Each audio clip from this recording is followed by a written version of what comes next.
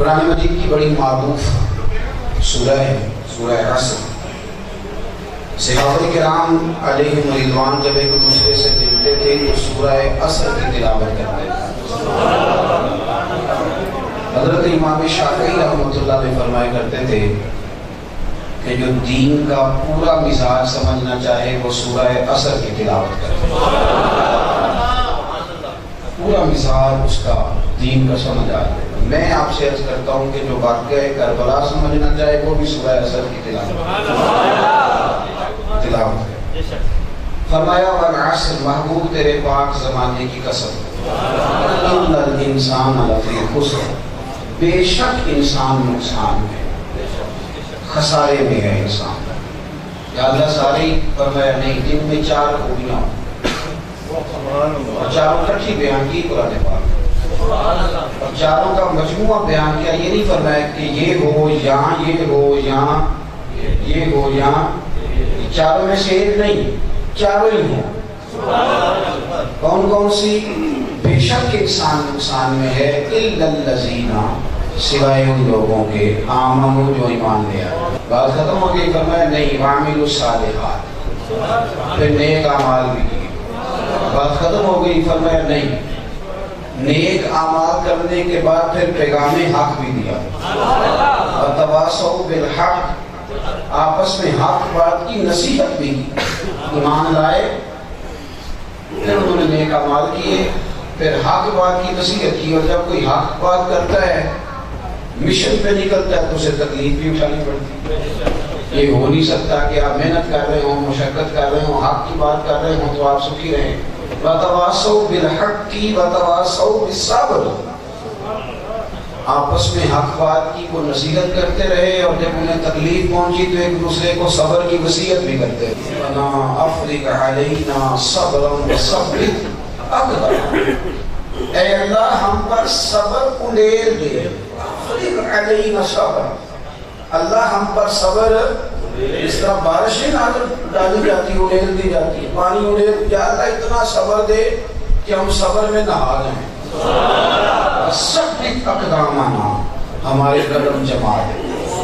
یہ مومنوں کی دعا، اللہ ہمارے قدم۔ یاد رکھو بھائی، یہ مشن ہے ایک مسلمان کا، پہلے ایمان لائے، پھر ایمان لانے کے بعد ڈائریکٹ تبلیغ نہ شروع کر دیں، پھر نیک اعمال کریں۔ یعنی دین صرف بیان کرنے کا نام نہیں، دین بیان کرنے سے پہلے دین پر عمل کرنا۔ دین پر باتیں بڑی سادی ہیں پر ہیں بڑی معنی خیز۔ دور دراز سے مریدنی چل کے آئی، بیٹا لے کے آئی، بابا فرید سے کہنے لگی شکر بڑی کھاتا ہے، خدا ہم کر دیں۔ آپ نے فرمایا کہاں آنا؟ پھر دور دراز موٹر سائیکل، گاڑی، کار تو تھی نہیں، بڑی مشکل سے واپس گئی، اگلے دن پھر آئی، حضرت کی کام کرنے بڑی شکر کھاتا ہے۔ بابا صاحب نے ماتھا چوما، بچے کو سمجھانے لگے، کہنے لگے بیٹے ہر چیز کی ایک مقدار ہوتی ہے، زیادہ کھاؤ گے بیمار ہو جاؤ گے، دانتوں کو مسئلہ بن جائے، طبیعت بوجھل رہنے لگے گا، پتر زیادہ نہ کھایا کر، تھوڑی سی حسب ذائقہ لے لیا کر، زیادہ ٹھیک نہیں، سمجھایا، پہلایا، پیار دیا۔ بابا صاحب رحمۃ اللہ علیہ نے جب اس بچے کو سمجھایا تو مریدوں کا اپنا پیار ہوتا ہے، تو مریدی سوچنے لگی کہ بابا جی کے 2-4 جملے کہہ لیتے تو کالی فرما دیتے، یہی کہنا تھا، اگر وہ کل کہہ دیتے، اتنا صبر کرا دیا، کہاں گئے اور کہاں واپس آئے۔ تو بابا صاحب کہا نہیں اس نے، بابا صاحب اس کی طرف دیکھ کے کہنے لگے بیٹے تو یہی سوچ رہے اتنا لمبا سفر کرایا اور پھر جملے 2-4 کہے، ٹھنڈی سانس لی۔ ولیوں کے امام بابا فرید فرمانے لگے پتر کل اس لیے تبلیغ نہیں کی کہ کل میں نے خود بڑی شکر کھائی، کل اگر یہ تبلیغ کرتا تو میرے لفظوں میں اثر نہیں ہونا تھا، تاثیر نہیں تھی۔ پہلے عمل کرو، عمل ہی نہیں ہے۔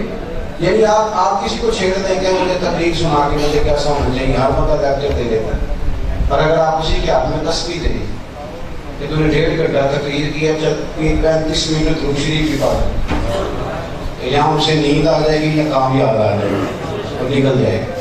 بھائی عمل، پہلے کلمہ پڑھو اور ایمان مضبوط کرو، پھر اس کے بعد عمل کرو۔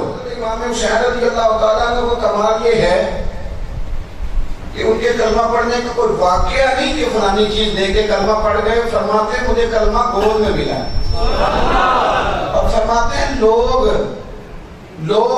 کلمہ پڑھ کے مسلمان ہوتے ہیں، لیکن میں وہ خوش نصیب ہوں، گویا امام علی مقام کو خوش نصیب ہیں کہ کلمے والے نبی نے خود ان کے کان میں اذان پڑھی ہے، حضور نے خود کان میں اذان پڑھی، اتنا مضبوط ایمان، خود نبی پاک نے ان کے کانوں میں اذان پڑھی، رسول کریم نے انہیں گھٹیاں عطا فرمائی، نبی کریم نے انہیں نواب دہن حضور کا۔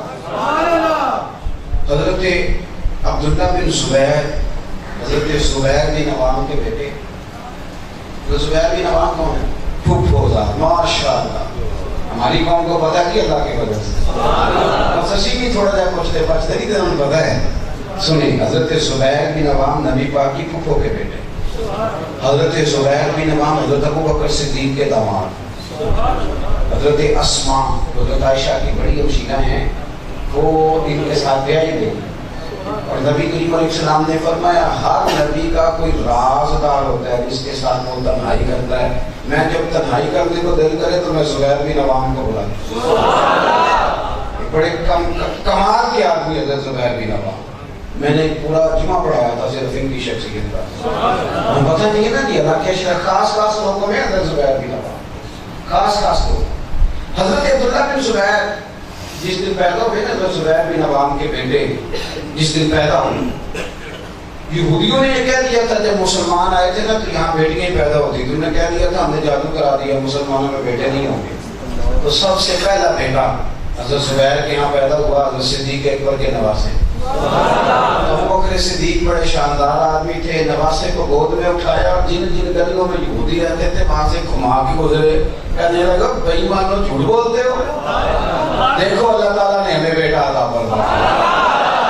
حضرت زبیر بن عبداللہ بن زبیر کو لے کے نبی پاک کے پاس آئے، حضور نے نا کھجور چبا کے کٹی دی، ان کے لیے دعا کی، ان کو حجاج بن یوسف نے شہید کیا، اور ان کی میت مبارک، لاش مبارک جو تھی وہ مکے کے چوک میں ان کا جنت المعلا میں مزار ہے، وہاں لٹکا دی گئی۔ آپ کی والدہ اس وقت 90 سال عمر کی حضرت اسماء کی اور نابینا تھی، تو جا کے کہنے لگا اسماء میں نے تیرے بیٹے کی میت کو لٹکا دیا ہے، فرمانے لگی الحمدللہ لٹک گیا ہے، تیرے سامنے جھکا تو نہیں، لٹکا ہی ہے نا، جھکا تو نہیں نا تیرے سامنے، کوئی عرض نہیں۔ فرمانے لگی پہلے دن سے بڑا گھوڑ سوار ہے، زمین پہ پیر کم ہی رکھتا تھا، اس نے ویسے بھی اونٹوں گھوڑوں پہ لٹک گیا تو یہ اس کا شوق تھا پرانا، اللہ کا شکر ہے ہاتھ پہ کھڑا رہا، جو بات سمجھانی ہے وہ سمجھیے۔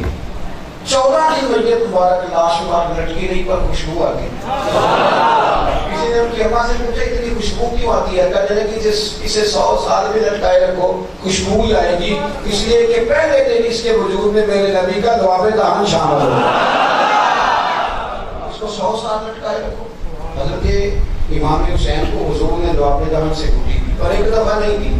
حضرت ابو ہریرہ فرماتے ہیں میں نے دیکھا